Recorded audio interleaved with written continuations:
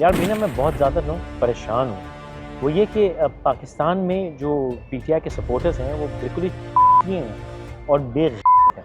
यानी इमरान खान ने कह दिया है कि 28 तारीख को यानी संडे को घर से बाहर निकलना है और शो स्ट्रेंथ करनी। लेकिन ये बैठे सवाल कर रहे हैं कि यार इसका फ़ायदा क्या होगा, करना है या नहीं करना।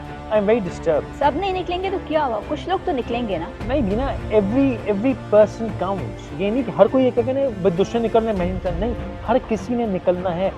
जितने लोग हों उतना फ़ायदा है, हर किसी का उसमें होना फ़ायदेमंद है। और उसी तरह इलेक्शन में भी हर किसी को निकल के वोट डालना है, एक बंदे का काम नहीं है यार।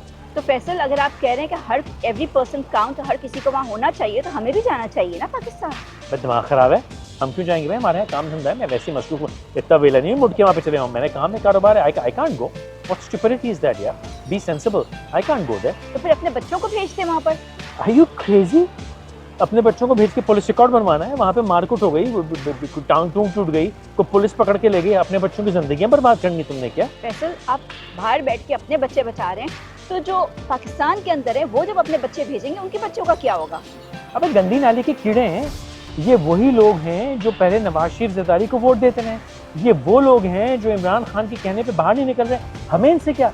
और 2-4-20 हज़ार की टांगें टूट गई, थोड़ी जेल में चले गए तो कौन सी आफत आ जाएगी? इनके होने ना होने से फ़र्क क्या पड़ता है? हमें अपने खान को बचाना है, इन पाकिस्तानियों से कोई फ़र्क नहीं पड़ता। भी ना ये मरे जिए हमारी बला से यार। फैसल, आप ये कैसी फजूल बात कर रहे हैं?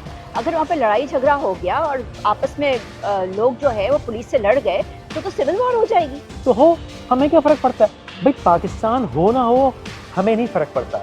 2-4-20 लाख पाकिस्तानी मरे जेलों में जाएं, हमें नहीं फ़र्क पड़ता।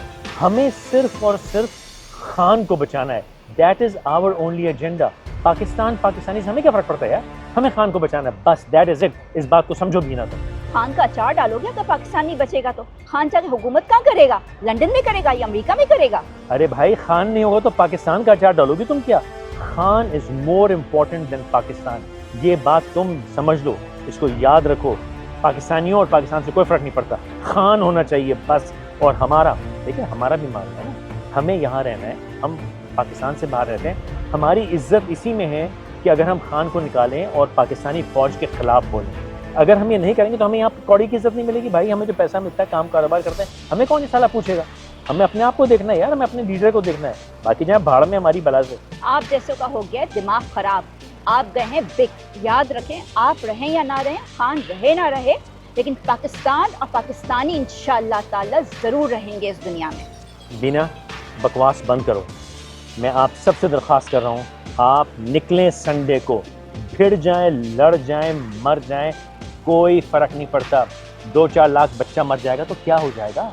1000, 10,000, 20,000 लोग जेल चले जाएंगे तो कौन सी आफत आ जाएगी? अपने खान के लिए दे दें अपनी जान, दे दें अपनी ज़िंदगी, दे दें अपना माल, कुर्बान कर दें अपने बच्चे।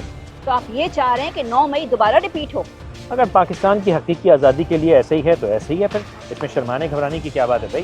फैसल, मुझे लगता है आप जैसों को मुझे ही सेट करना पड़ेगा। आप तो ज़रा घर चलें, बाकियों को मैं बाद में सेट करूँगी।